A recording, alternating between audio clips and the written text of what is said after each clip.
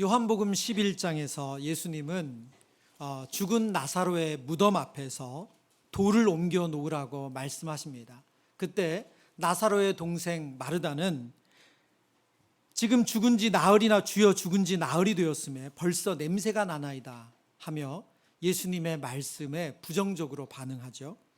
그러나 예수님은 사망의 냄새, 죽음의 냄새가 진동하는 그 나사로의 집을 생명의 향기가 가득한 곳으로 바꿔주셨습니다. 그래서 오늘 본문의 배경은 죽은 나사로가 살아나서 잔치를 벌이는 잔치집이 된 내용입니다. 얼마 전까지 초상집이었던 나사로의 집이 잔치집이 되었습니다. 시신 썩는 냄새, 사망의 냄새로 울며 그리고 장례를 치르던 그 집이 살아난 오빠와 함께 그 가족들과 그리고 그 공동체들이 함께 모여서 하나님께 기뻐하고 감사하는 잔치집으로 바뀌었습니다. 생명의 빛이신 예수님께서 사망이 왕노릇하는 인생에 찾아오시면 이렇게 초상집 같은 우리의 인생이 생명의 향기가 가득한 잔치집으로 바뀌는 줄 믿습니다. 로마서 5장 말씀은 우리에게 이 약속을 이렇게 하고 있습니다. 5장 21절의 말씀입니다. 이는 죄가 사망 안에서 왕노릇한 것 같이 은혜도 또한 의로 말미암아 왕노릇하여 우리 주 예수 그리스도로 말미암아 영생에 이르게 하려 함이라. 아멘. 죄가 사망 안에서 왕노릇한 것 같이 은혜도 이와 같이 의로 말미암아 왕노릇하여서 우리를 예수 그리스도 안에서 영생의 길로 인도한다고 말씀합니다. 이 은혜는 나사로와 그의 가족들만 누린 것이 아니라 예수 그리스도 안에 있는 모든 신자들이 누리는 은혜인 줄 믿습니다. 저와 여러분이 나사로의 집에 열린 그 생명의 향기가 가득한 잔치집과 같은 그런 인생 되시기를 축복합니다. 오늘 본문에 하나님께서 보여주시는 이 생명의 향기가 가득한 인생을 우리도 누리기를 원하시는데 오늘 말씀을 함께 묵상하면서 그 영적인 원리를 우리가 알기를 원합니다. 그 첫 번째는요, 생명의 향기가 가득한 인생은 우리 자신이 죽음에 걸려 있는 인생이라는 것을 잊지 않는 데서 출발합니다. 요한복음 12장 1절과 2절 말씀입니다. 6월절 엿새 전에 예수께서 베다니에 이르시니 이곳은 예수께서 죽은 자 가운데서 살리신 나사로가 있는 곳이라. 거기서 예수를 위하여 잔치할세 마르다는 일을 하고 나사로는 예수와 함께 앉은 자 중에 있더라. 여러분, 잔치가 벌어졌습니다. 사람들이 잔치집에 가면 무엇에 관심이 있죠? 맞습니다. 정답을 아시네요. 음식에 관심이 있습니다. 우리는 신부가 어떤 드레스를 입었는지보다 뷔페가 중요합니다. 잔치집에 가면 음식에 관심이 있습니다. 사람들의 관심이 먹는 데 쏠리는 건 너무나도 자연스럽고 당연합니다. 그런데 이 나사로의 잔치집의 관심은 음식에 있지 않았습니다. 사람들은 음식보다 끊임없이 바라보고 쳐다보고 확인하는 것이 있었습니다. 바로 나사로입니다. 왜냐하면 우리식으로 말하면 그들은 얼마 전에 나사로가 병이 들어 죽은 것을 확인했습니다. 그리고 염을했습니다. 수의를 입혀서 관에 넣고 장례를 치렀습니다. 그리고 나흘 동안 곡을 하면서 그의 죽음을 애도했습니다. 그의 죽은 시체가 부패해서 냄새가 나는 것을 그들 모두가 알고 있었습니다. 그런데 놀랍게 지금 그 죽었던 나사로가 예수님 옆에 앉아서 말을 하고 있고 음식을 먹고 있고 잔을 들고 있어요. 그들은 입에 들어가는 음식보다 지금 믿을 수 없는 이 광경, 진짜로 저 사람이 죽었다가 살아났나, 그것이 그들의 온통 관심이었습니다.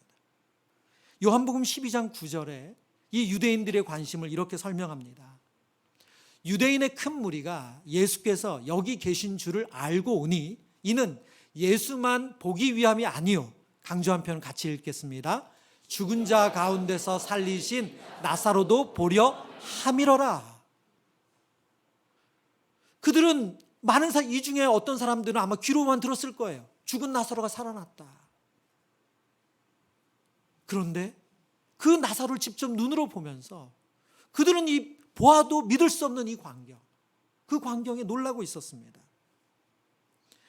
여러분, 역설적으로 나사로의 죽음이 없다면 생명을 기뻐하는 잔치도 없었을 것입니다. 죽은 나사로의 장례가 없었다면 이런 기쁨의 잔치도 일어나지 않았을 거예요.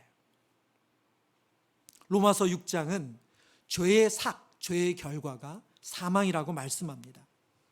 우리는 우리 스스로 죄인이라는 것을 인정합니다. 물론 이 또한 성령의 역사고 성령께서 깨닫게 하셔야지만 우리가 죄인이라는 것을 인정할 수 있습니다. 그런데 우리가 죄인이라는 사실보다 더 받아들이기 어렵고 잘 수용하지 못하고 이해하기 어려운 내용이 있습니다. 그것은 죄의 삭시 사망, 죄의 결과가 죽음이라는 거예요. 왜 우리가 죄의 결과가 사망이고 죽음이라는 것을 잘 이해하지 못하고 받아들이지 못합니까? 그것은 죽음이 멀리 있다고 생각하기 때문입니다. 우리가 죄인이라는 사실을 아는 즉시 우리가 죽게 된다면 우리는 죄의 삭시 사망이라는 것을 쉽게 받아들일 거예요. 그러나 우리가 울고불고 죄인이라는 사실을 깨달아도 바로 그 순간 죽지 않습니다.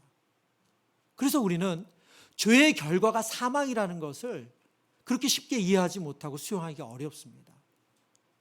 신학자 김세윤 교수님이 쓰신 구원이란 무엇인가라는 책이 있습니다. 이 책에서 죄로 인한 죽음에 대해서 이런 설명을 하세요. 감기에 걸리면 목이 따갑고 콧물이 나며 머리가 아프는 등 감기에 대한 여러 증상들이 나타납니다. 그런 증상들이 나타나면 우리가 감기에 걸렸으며 감기의 병균이 우리 몸에 있다는 것을 압니다. 마찬가지로 죽음의 병균이 우리 속에 역사하여 노쇠 현상들과 질병들을 유발하여 위에서 말한 온갖 형태의 악과 고난을 낳는 것입니다. 그러기에 모든 악과 고난에 짓눌리고 있다는 것은 우리가 지금 죽음의 힘 아래 놓여 있고 감기에 걸리듯 우리가 죽음에 걸려 있다는 것을 의미합니다. 여러분, 우리가 이 땅 가운데 사는 삶이 고달픕니다. 힘들어요. 내가 어떤 나쁜 짓을 안 해도 힘들어요. 그건 악의 문제죠. 그리고 우리는 수많은 고난을 겪습니다. 근데 왜 우리에게 이런 증상들이 나타난다고 합니까? 감기에 걸린 것처럼 바로 죽음에 걸려 있기 때문이라고 말합니다. 그렇기 때문에 성경은 악과 고난에 짓눌려 있는 인생을 죽은 자라고 말합니다. 이 세상에 악과 고난에 짓눌려 살아가는 모든 인생은 죽음에 걸려 있는 인생입니다. 저와 여러분은 실제로 죽음을 향해 가고 있습니다. 우리는 하루하루 죽음에 가까워집니다. 죽음이 멀리 있지 않고 우리 안에 있습니다. 왜 구원받은 하나님의 자녀들이 생명의 향기가 나는 잔치 같은 인생을 살지 못하는가? 그 첫 번째는 우리가 이 죽은 자 가운데서 죽음에서 건진받았다는 사실을 망각한다는 거예요. 자각하지 못한다는 겁니다. 불과 얼마 전에 무덤 속에 있던 나사로 자신, 그리고 죽은 오빠를 기억하는 마르다와 마리아에게는 잔치를 벌일 수밖에 없어요. 왜요? 그들은 장례를 치르며 오빠의 죽음을 실제로 경험했습니다. 자신의 죽음을 실제로 경험했습니다. 그렇기 때문에 살아났다는 것, 그것은 너무너무 잔치할 일이에요. 기쁜 일입니다. 역설적으로 우리가 죽은 자의 인생, 우리가 죽어 있다는 것을 깨달을 때만 우리가 그리스도 안에서 이 구원을 받은 것이 감격이 되고 생명의 향기가 넘쳐나는 그런 잔치집과 같은 삶을 살 수 있다는 겁니다. 저는 실제적으로 살아오면서 죽음의 문턱까지 갔다고 생각했던 적이 딱 2번 있었습니다. 첫 번째 일은 지금 기억이 가물가물한 일이에요. 7살 때의 일입니다. 7살. 그러니까 한 거의 40몇 년이 지난 일이죠. 7살 때 유행했던 게 있습니다. 슈퍼맨. 그래서 아이들마다 이 보자기를 목에 두르고 뛰어다녔습니다. 슈퍼맨, 팔을 앞세우면서. 근데 제가 어렸을 때 한참 좀 과하게 놀았던 것 같아요. 과격했던 것 같습니다. 지금처럼 점잖지 않았던 것 같습니다. 그냥 땅바닥을 뛰어다니면 되는데 지붕 위에 올라가서 집과 집 사이를 뛴 거예요. 그러다가 그 집과 집 사이에 있는 그 틈에 빠져서 떨어졌어요. 안타깝게도 그때 사람이 떨어지면 머리가 무겁다고 보통 하잖아요. 실제로 머리가 땅에 먼저 떨어져서 크게 머리를 다쳤습니다. 그리고 긴급히 여러 병원을 전전하면서 이제 병원에서 다행히 정말 살아나는 일이 있었어요. 제가 그때 출석하던 교회에서 제가 다 죽었다고 생각했어요. 그래서 얼마나 성도들이 기도했는지 몰라요. 그리고 제가 머리를 팍팍 밀고 다시 회복이 돼서 교회 갔을 때 정말 우리 성도님들과 주일학교에서 너무너무 기뻐해 주셨던 게 기억이 나요. 그게 첫 번째 죽음의 문턱 앞에 섰던 기억입니다. 어린 시절 그 자세한 기억은 다 기억나지 않지만 제가 그때 다시 걸음마를 배웠던 게 생각이 나요. 머리를 다치고 나니까 걷지를 못하더라고요. 그래서 걷는 것을 다시 배웠던 기억이 있습니다. 두 번째 죽음의 문턱에 갔던 것은 2021년 6월 마지막 주 주일입니다. 주일날 새벽에 이제 교회에 출근하기 위해서 운전을 하고 가는데 신호 위반 차량과 정면으로 부딪혀서 그 자리에서 제가 타던 차를 폐차를 시켜야 될 정도로 차가 완전히 망가졌어요. 의식이 깨어나서 119 앰뷸런스를 타고 누워서 이제 분당 서울대병원 응급실로 가면서 그때서야 제가 살아있다는 것을 자각했어요. 그리고 나서 이제 사고를 수습하기 위해서 블랙박스 영상을 찾아서 보았습니다. 정말 영화랑 똑같더라고요. 달려오는 차와 부딪히는데 뭐 0.01초밖에 걸리지 않아요. 제 목소리 들려요. 그리고 쾅. 제가 그 순간 산지 뭐 3년도 안 된 차였거든요. 그 차를 완전히 폐차시키고 그리고 제가 멀쩡히 살아나서 병원에 입원해 있으면서 그때 제일 먼저 한 게 뭐냐면 백감사를 쓰는 거였습니다. 살아있다는 게 너무 감사하더라고요. 그때 둘째 아이가 이제 입시를 준비할 때였나 그럴 때였는데 제가 정말 뭐 그냥 아이들하고 안녕, 뭐 여보 안녕 이런 이야기도 못하고 그냥 하나님 나라 가는 거더라고요. 병원에 누워있는 애 몸은 아프고 머리는 지끈거리고 몸은 팅팅 붓고 아프기도 했지만 그 모든 것을 뛰어넘는 감사가 있었습니다. 왜요? 죽었다가 살아났잖아요. 죽은 자 가운데서 살아나니까 좀 아픈 거, 좀 힘든 거, 물질적으로 손해보는 거 아무것도 아니더라고요. 여러분, 우리의 인생이 생명의 향기 나는 잔치집 같은 인생이 되려면 우리가 죽은 자 가운데서 살아났다는 것을 자각해야 됩니다. 두 번째, 생명의 향기가 가득한 인생은 우리에게 임한 구원이 은혜임을 각성해야 합니다. 성경을 보면 예수님은 나사로와 그의 가족들을 사랑했다라는 표현을 11장에 아주 자주 언급하고 오늘 본문에서도 그런 분위기가 비춰집니다. 그런데 11장에 보여지는 마르다와 마리아의 모습, 그러니까 나사로의 가족의 예수님을 대하는 모습은 예수님에 대한 온전한 신뢰, 예수님에 대한 온전한 사랑의 모습이 아닙니다. 앞서도 언급드렸지만 예수님께서 나사로의 무덤 앞에서 돌을 옮겨 놓으라 라고 말씀하실 때 마르다는 완강히 부정하며 얘기합니다. 벌써 죽은 지 나흘이나 돼서 시체 썩는 냄새가 납니다. 예수님의 능력을 믿지 못했고 예수님의 선하심을 믿지 못했습니다. 마리아는 예수님이 그 집에 방문했음에도 마르다처럼 나가서 예수님을 환영하지 않습니다. 영접하지 않아요. 그리고 그 후에 예수님을 만났을 때 예수님에게 예수님이 진작에 오셨더라면 우리 오라비가 죽지 않았을 것이라고 예수님의 선하심을 의심하고 죽은 자 가운데서 다시 살리실 예수님의 능력을 신뢰하지 않습니다. 그런데 예수님은 신뢰하지 않고 믿지 못하는 이 마르다와 마리아 가정에 은혜를 베푸시죠. 죽은 나사로를 살리십니다. 자격이 없는 나사로의 가족에게 예수님은 놀라운 은혜를 베풀어 주십니다. 여러분, 은혜는 무엇입니까? 자격 없는 자가 받는 선물이 은혜입니다. 누가복음 15장 21절과 22절에 보면 이런 은혜를 잘 설명해 주는 한 장면이 있습니다. 누가복음 15장 21절 22절 함께 읽겠습니다.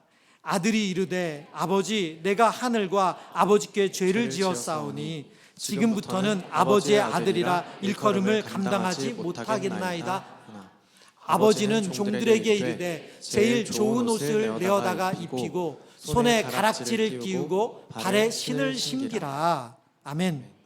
이 본문은 예수님께서 잃은 것을 찾은 비유를 말씀하시면서 두 번째 아들이 돌아오는 이야기를 해주시는 거죠.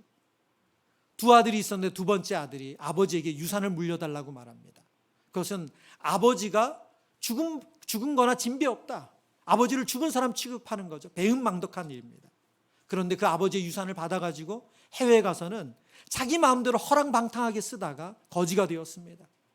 이제는 아버지 집에 있는 신하들보다도 못해요. 아버지 집에 있는 종들보다도 못합니다. 그래서 결국 아버지의 집으로 돌아가기로 결심하죠.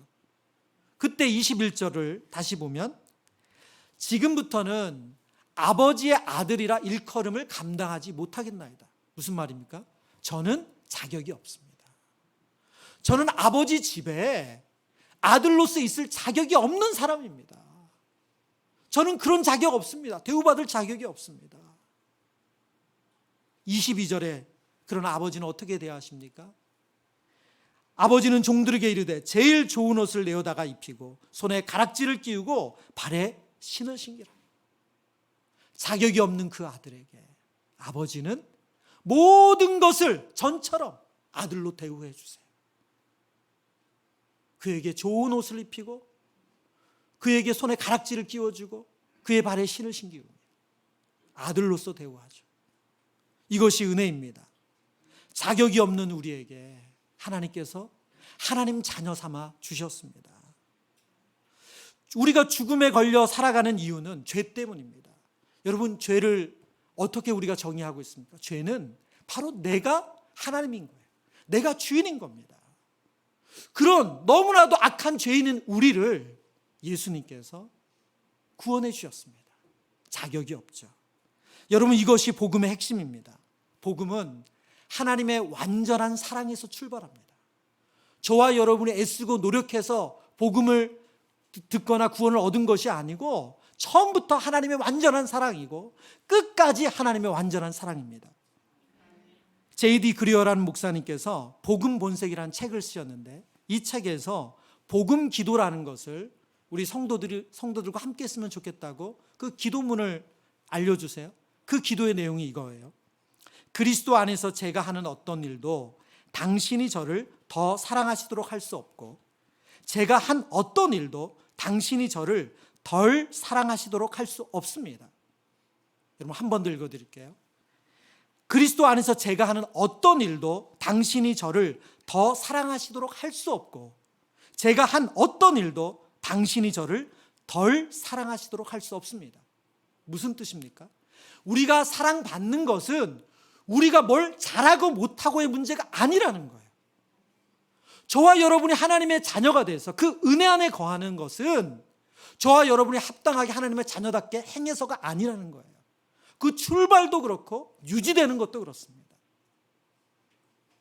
복음은 하나님의 완전한 사랑에서 출발해요. 무조건적인 사랑에서 출발합니다. 무한한 사랑에서 출발해요. 하나님의 포기하지 않는 사랑이 저와 여러분에게 임했습니다.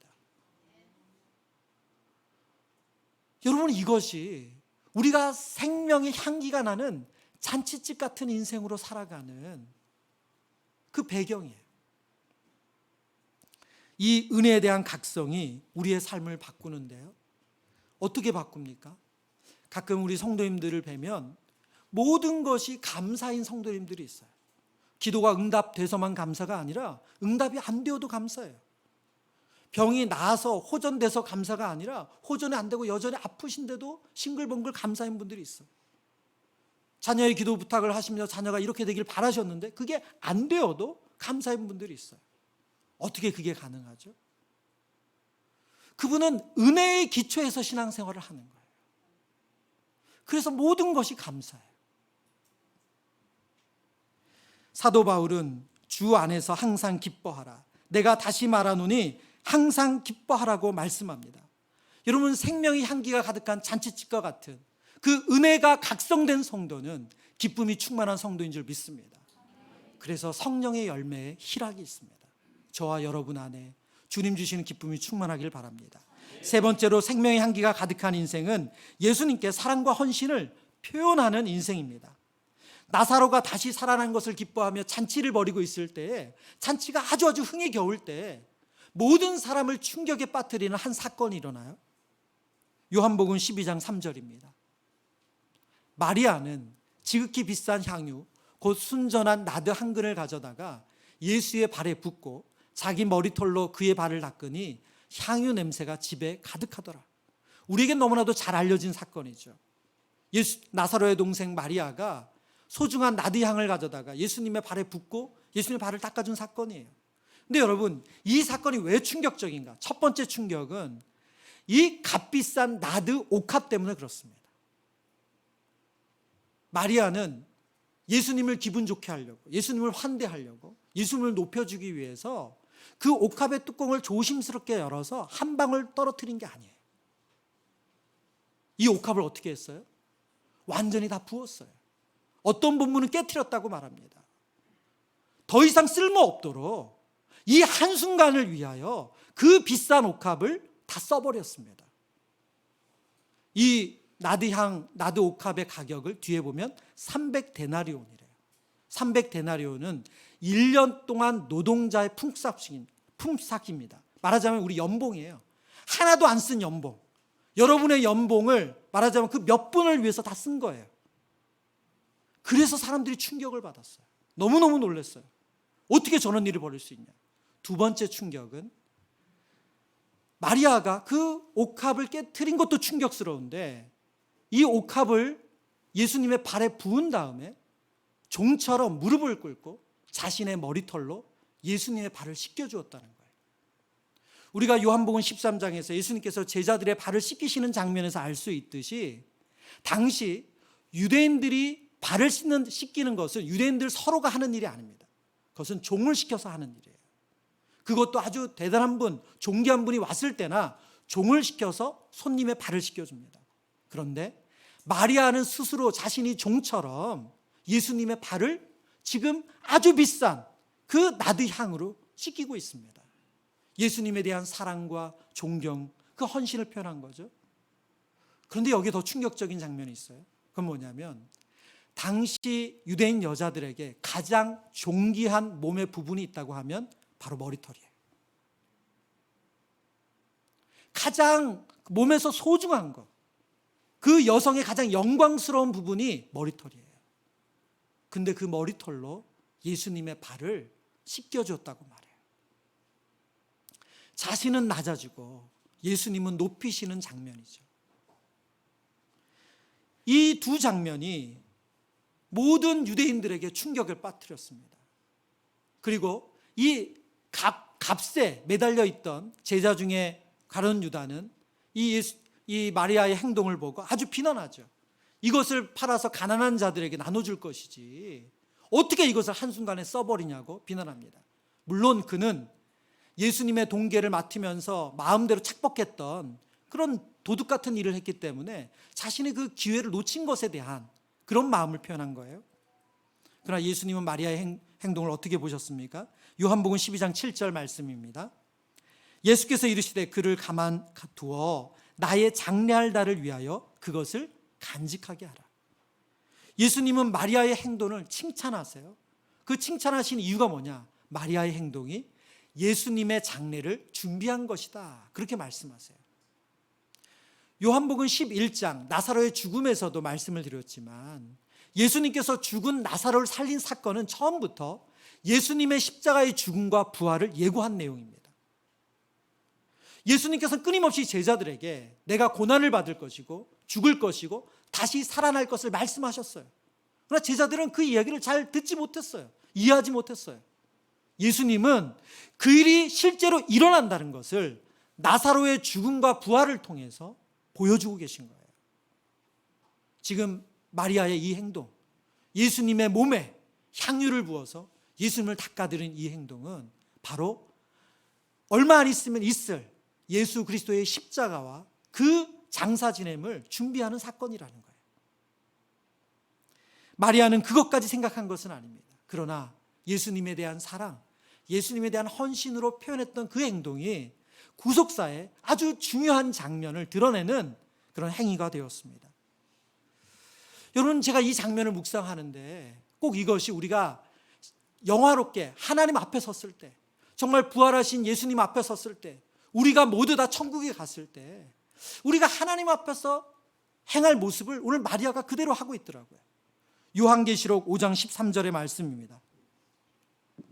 내가 또 들으니 하늘 위에 땅 위에와 땅 아래와 바다 위에와 또 그 가운데 모든 피조물이 이르되 보좌에 앉으신 이와 어린 양에게 찬송과 존귀와 영광과 권능을 세세토록 돌릴지어다 하니, 지금 사도 요한이 환상 중에 우리가 주님 앞에 섰을 때 그 천국에서 어린 양 되시는 예수님, 온 우주의 심판자 되신 하나님 앞에서 우리가 어떻게 하나님을 찬양할지를 설명해 줍니다. 모든 피조물이 보좌에 앉으신 이와 그리고 어린 양 되신 그 주님을 향해서 찬양과 존귀와 영광과 권능을 세세토록 돌리고 있대요. 그리고 바로 그 14절 다음 구절이 장로들이 어린 양 되시는 예수님 앞에 엎드려 경배하는 장면입니다. 오늘 마리아가 예수님께 바로 그 행동을 하는 거예요. 자신은 낮추고 낮춰서 하찮게 만들고 예수님은 찬양과 영광과 존귀를 받으실 분으로 높여드리는 것이 바로 우리가 주님 앞에 섰을 때 우리가 예수님을 찬양하고 경배할 모습입니다. 이 일이 어떻게 가능합니까?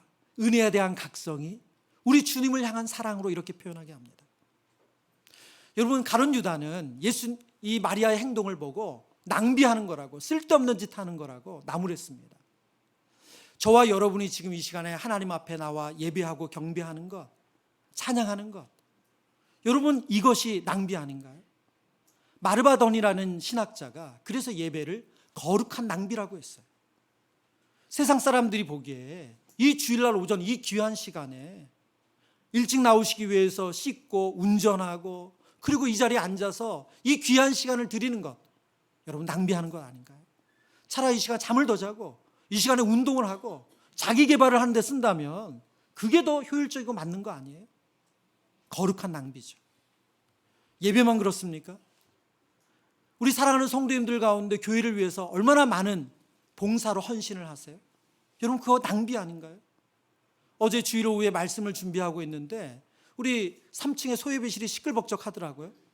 가보니까 우리 중고등부 아이들이 어제 아이스링크장을 다녀왔어요. 그래서 애들이 이제 재밌게 프로그램 하고 와서 햄버거 먹고 있더라고요. 여러분, 이 일이 어떻게 시작됐는지 아세요? 한 성도님께서 우리 주일학교 학생들을 위해서 써달라고 후원을 하셨어요. 그래서 우리 아이들을 위한 프로그램을 부서가 이렇게 운영할 수 있었던 거예요. 유초등부는 야외 모임을 준비하고 있어요. 그리고 우리 주일학교 선생님들 보니까 7분이나 가셨던데, 우리 중고등부 7분 중에 그 스케이트 못하는 분들 계시더라고요. 근데 왜 그 토요일 그 중요한 황금 같은 시간을 드립니까? 거룩한 낭비죠. 이해가 되지 않아요. 그러나 내가 받은 구원의 은혜에 대한 감사이고 사랑의 표현입니다. 여러분, 그게 거룩한 낭비예요. 누가 시켜서가 아니라 너무너무 감사해서 기뻐서 그 은혜에 대한 반응으로 하는 거예요. 제가 여러분에게 기도 부탁 겸 또 거룩한 낭비가 필요한 저희 교회 안의 영역, 한 영역을 소개해 드리길 원합니다. 바로 유초등부예요. 유초등부가 몇 주 전부터 광고를 하고 있습니다. 어떤 광고냐면 교사 모집 광고예요. 이 광고가 왜 시작됐냐면 우리 유초등부의 1, 2학년 남자반 아이들이 총 11명이래요. 그래서 1학년이 8명, 2학년이 3명. 그리고 1, 2학년 여자반 아이들이 총 10명, 1학년이 7명, 2학년이 3명. 근데 우리 아이들이 계속해서 등록을 하고 있어요. 근데 1학년 남자반 선생님 한 분, 1, 2학년 남자 선생님 한 분, 1, 2학년 여자 선생님 한 분. 그러니까 두 분이서 우리 21명의 아이들을 지금 케어하고 있는 거예요. 그러다 보니까 손이 부족하죠. 우리 저학년이니까 얼마나 많이 손이 가겠어요? 그래서 이 광고를 드리게 됐어요. 여러분, 오늘날 우리 한국교회 주일학교 인원이 줄어들고 있다고 해요. 어제도 제가 말씀을 준비하다가 책을 사기 위해서 교회 옆에 여기 기독교 백화점에 방문을 했거든요. 책을 다 결제를 하고 나가려고 하다가 우리 사장님과 함께 이야기를 하게 됐는데 20분 동안 이야기하게 됐어요. 근데 그 사장님이 그 내내 하신 얘기가 뭐냐면, 목사님, 교회가 움직이질 않습니다. 새 학기가 됐는데 교회가 움직이질 않는데요. 이유가 뭐냐? 주일학교가 없다는 거예요. 아이들이 줄어서 교회가 뭘 하질 못한다는 거예요. 그리고 아이들이 없어서 어떤 것도 하지도 못한다는 거예요. 여러분, 우리가 이런 시대를 살아가고 있어요. 하나님께서 저희 교회에 귀한 어린 영혼들을 맡겨주셨습니다. 여러분 가운데 정말 그런 기도해 보시고 거룩한 낭비로 우리 유초등부 아이들을 위해서 시간을 쓰시고 마음을 쓰셨으면 좋겠어요. 여러분, 그것이 여러분의 삶에 향기 나는 생명의 잔치집 같은 인생으로 만들어갈 줄 믿습니다. 예. 말씀을 정리합니다. 하나님은 사망의 냄새가 가득한 그 집을 생명의 향기로 가득한 잔치집으로 바꾸셨습니다. 저와 여러분의 인생 또한 그렇게 바꾸기를 원하신 줄 믿습니다. 그 생명의 잔치집 같은 그런 인생으로 우리가 살아가려면 첫 번째로 우리 자신이 죽음에 걸려있는 인생이라는 것을 깨달아야 됩니다.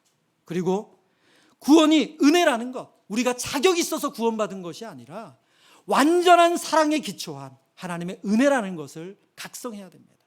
그리고 마지막으로 우리가 그 사랑에 대한 반응으로 예수님께 그 사랑과 헌신을 거룩한 낭비로 표현하는 인생이 우리의 인생을 잔치집 같은 인생으로, 생명의 향기가 가득한 인생으로 살아내는 인생인 줄 믿습니다.